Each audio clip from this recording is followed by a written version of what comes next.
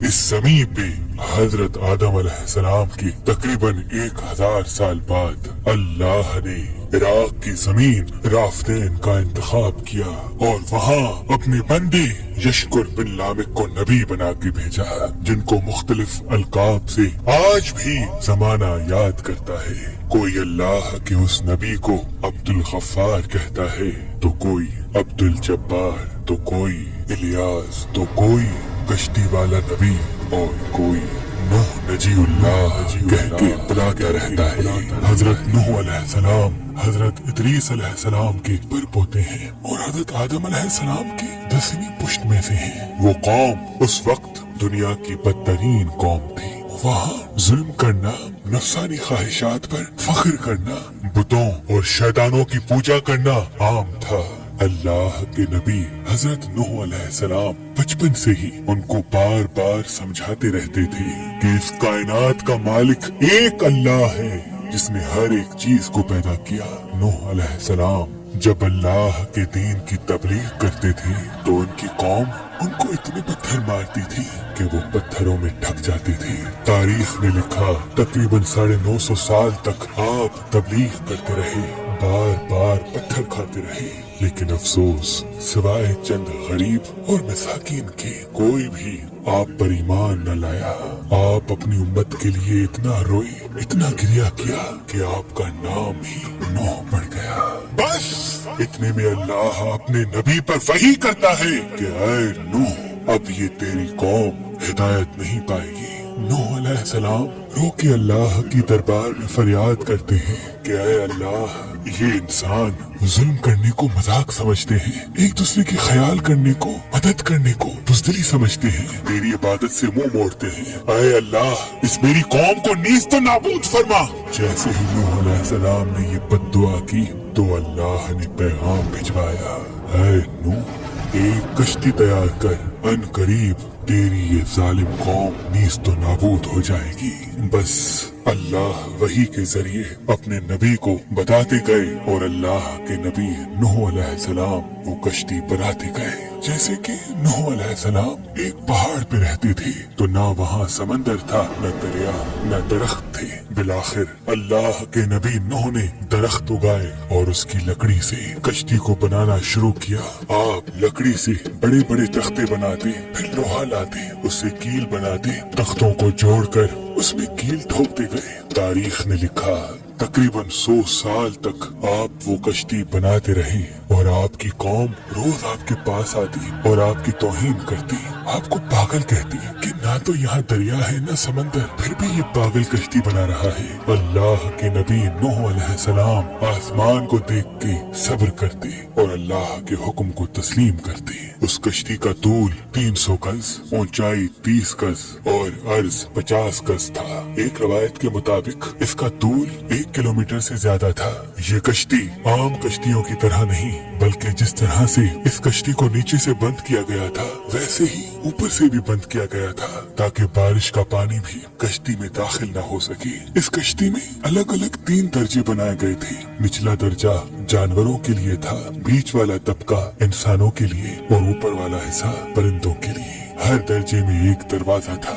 बस जब कश्ती तैयार हो गई तो अल्लाह ने फरमाया, ऐ नूह, इस जमीन पे मुख्तलिफ जानवरों और परिंदों के जोड़ों को इस कश्ती में सवार करो ताकि उन मखलूकात की नस्ल बाकी रह सके। हजरत नूह अलैहिस्सलाम ने मुख्तलिफ परिंदों, जानवरों, हर वो चीज जिसमें जिंदगी के आसार हैं, कश्ती में सवार करना शुरू कर दिया। फिर आप इंसानों को हुज्जत तमाम करने के लिए कहने लगे, आओ, ये कश्ती निजात की कश्ती है। जो भी इस कश्ती में आएगा वो अल्लाह की अमान में होगा। वो पूरी कौम हंसती रही। तारीख ने लिखा आपके साथ थोड़े से ही लोग थे जिनकी तादाद बाज़ किताबों में 80 बताई गई है, जिनमें आपके 3 फर्जंद हाम, साम, याफिज और उनकी बीवियां भी मौजूद थीं। अल्लाह ने अपने नबी नूह से कहा कि अनकरीब तंदूर से पानी उबलेगा और पूरी कौम को डुबा देगा। इस बात को सुन के कौम नूह हंस ही रही थी कि इतनी देर में तंदूर से पानी उबलने लगा। लोग उस पानी को देखने के लिए दूर दूर से आते, हंसते, लेकिन कुछ ही देर में उनकी हंसी खामोश होने लगी क्योंकि वो पानी इतना बढ़ता गया कि उनके तमाम घर डूब गए और ऊपर से बारिश भी बरस रही थी। वो काफिर ये समझ रहे थे कि ये तूफान कुछ देर का है, तो यूं वो ऊंचे ऊंचे पहाड़ की तरफ जाने लगे। उन काफिरों में अल्लाह के नबी नूह अलैहिस्सलाम के बेटे किनान भी शामिल थे। जैसे ही नूह अलैहिस्सलाम ने अपने बेटे को देखा कि वो काफिरों के साथ पहाड़ पे चढ़ रहे हैं, आपने दूर से आवाज दी, ऐ किनान, इस निजात की कश्ती में आजा। तो किनान और उसकी माँ बोली, हम थोड़ी ही देर में पहाड़ की चोटी पे पहुँच जाएंगे और पानी वहाँ तक थोड़ी आएगा। बस वो पानी इतना बढ़ता गया कि कहीं भी न कोई पहाड़ नजर आ रहा था, न कोई दरख्त नजर आ रहा था।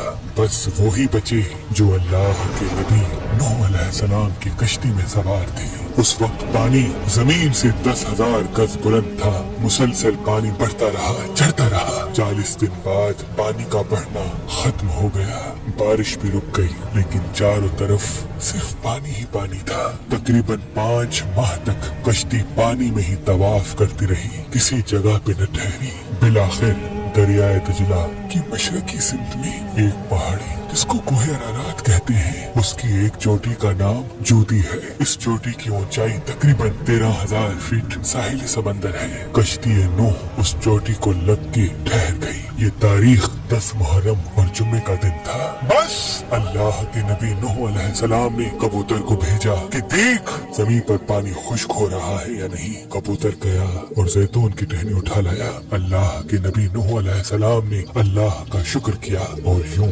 रफ्ता रफ्ता पानी कम होता गया। आप और आपकी जमात तकरीबन 5 माह तक जोदी पहाड़ पर ठहरे। आपने तमाम परिंदों जानवरों को आजाद किया।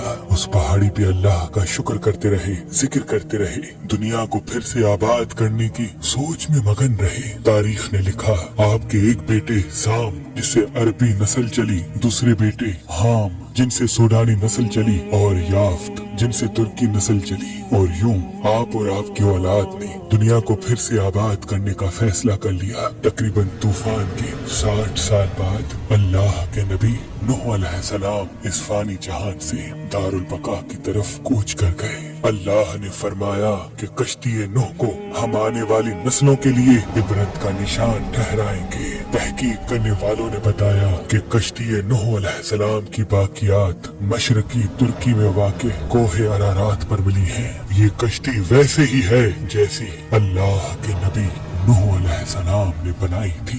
सलाम हो इंसान की नस्ल को फिर से जिंदगी देने वाले अल्लाह के नबी नूह नजीउल्लाह अलैहिस्सलाम पर।